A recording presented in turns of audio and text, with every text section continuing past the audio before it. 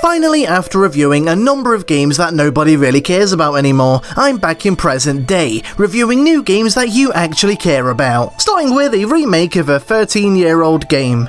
So, you know, still not really talking about new games, but it's a step forward, so bear with me. After this one, I'll get to the proper big new releases coming this year. You can't wait for it, it's going to be great. So what can I say about Shadow of the Colossus? The back of the box proudly heralds it as a generation-defining game, and I can't really dispute that statement. It's still to this day one of the most technically impressive games I've ever played. A huge open world, impressive visuals, and some of the absolute coolest boss fights I've ever seen in my life. On top of that, it can be absolutely infuriating beyond all reasonable measure, but hey, that's how you know it's for me to away the game, I guess. The controls are awkward and clumsy and sluggish. I'm swearing at aggro every 2 minutes.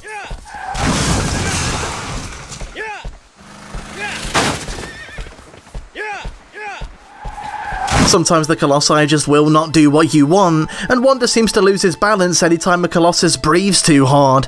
But it's still a fantastic game, a perfect blend of cinematic set pieces and art house minimalism. Quite how they managed to fit this game on a PS2, I still have no idea. So considering the cult status and critical acclaim this game has received over the years, why not remake it, I guess? It definitely seems to be in loving hands, made by the same studio that ported the game to the PS3. It's absolutely big shoes to fill, but if there's anyone with the dedication to do it, it seems to be these guys. Shadow of the Colossus' story is undeniably one of the most unique and melancholy I've ever come across in a game. The story centers around Wonder, who ventures into a forbidden land to save the life of a maiden named Mono. To do this, he must take down the 16 Colossi roaming the land in order to retrieve her soul and bring her back to life. It's a story that leaves a lot to the imagination, and I don't intend to spoil the little that it gives you, but it's a very emotional game that evokes feelings of awe in taking down these ancient creatures to feelings of guilt, leaving you to wonder which side you're on in this story. It is a fantastic story, it's one that absolutely sticks with me, and it's just as good in this version as it ever was. Now, of course, in a game like this, the boss fights are the focus. For those who don't already know, this is all the game is. You start in this shrine, make your way to the boss, beat the boss, teleport back to the shrine, rinse and repeat. The game makes no reservations about this being a pattern, it's not a spoiler to say that. It's something that's always stuck out to me as being refreshing. It's a philosophy of game design that Fumito Ueda aggressively employs in all of his games, called design by subtraction, which, putting it simply, means anything that doesn't fit the core of the game, the very essence of what it's going for, is removed entirely. The end result is a very minimalist but focused experience, a game that cuts right to the mustard. It's a topic that people way smarter than I have gone into way more elegantly than I ever could. I really recommend watching those videos because they're super interesting and I recommend them. But yeah, anyway, the boss fights, they're great. To be honest, I do think some of them are a little bit lame, some of them are a bit annoying, and some of them are ones that I would much rather just skip to get to the good ones, but I wouldn't say that any of them are bad necessarily. But on the other hand, Gaius, Avion and Phalanx are among the best boss fights I've ever played. Phalanx for a long time being my number one ever, but playing the remake I might have to change that to Avion because it's just so bloody cool. I mean, my god, look at this footage, you can tell it's cool just from looking at it, it's so awesome! It's so incredibly exhilarating from beginning to end, and I really wish that the game had more bosses like this. On top of that, the game looks fantastic.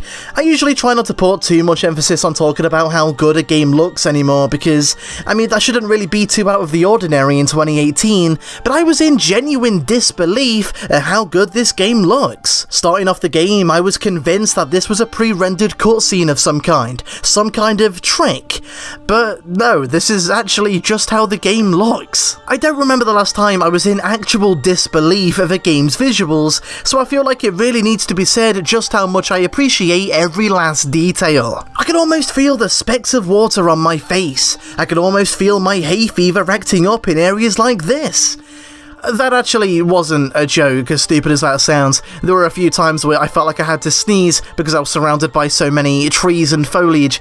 I mean, probably not related, I probably just had to sneeze. Or, you know, completely irrelevant of the game, but you know, whatever, it doesn't matter. The intricate architecture, the dense forests, that beautiful skybox, the lighting on the cliffs and rocks, the crashing of the waves on the beach. It all looks so good. To be completely honest, I never really felt that compelled to go exploring in the PS3 version. It just seemed a bit pointless, I guess. It felt kinda like exploring in LA Noire. I'm sure there are things to see if I go looking for them, but it's essentially pointless. Just a long-winded way to get from point A to B. But this time round, I couldn't help but find myself going off the beaten path as much as possible, hunting for lizard tails and eating fruit to upgrade my stats, even jumping off aggro at times and going on foot, just as a chance to really take in the sights. The Forbidden Land is such a fantastic looking world to explore. I really recommend taking some time out to run around if you haven't already. To say that I'm not even running the game on a PS4 Pro and it's impressing me as much as it is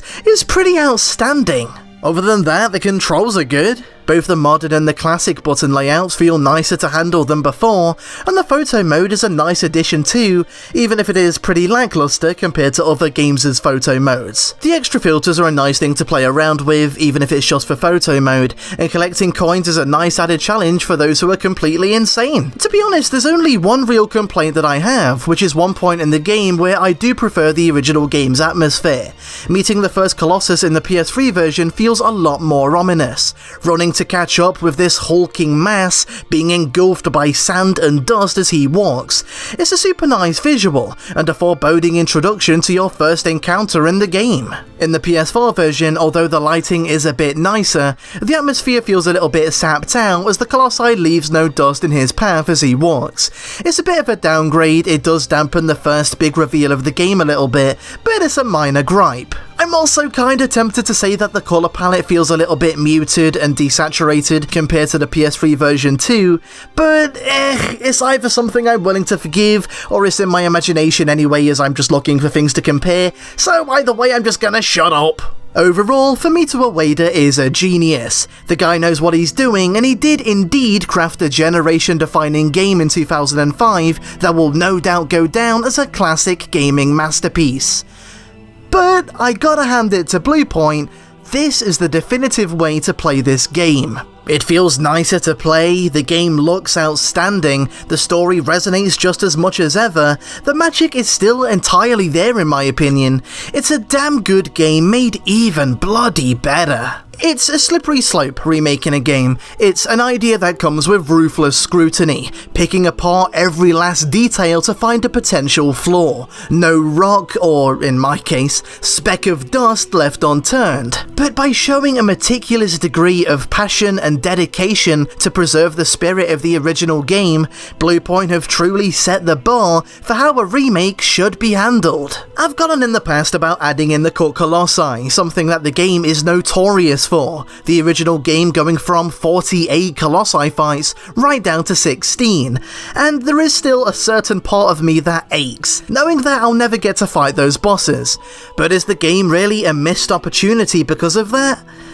No. The game's fine as it is. I don't blame them for not wanting to tamper with it.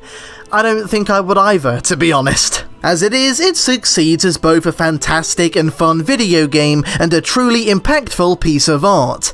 This is truly one remake that is certainly not in the original game's shadow. It's a colossal triumph. They're both awful, take your pick. Bye!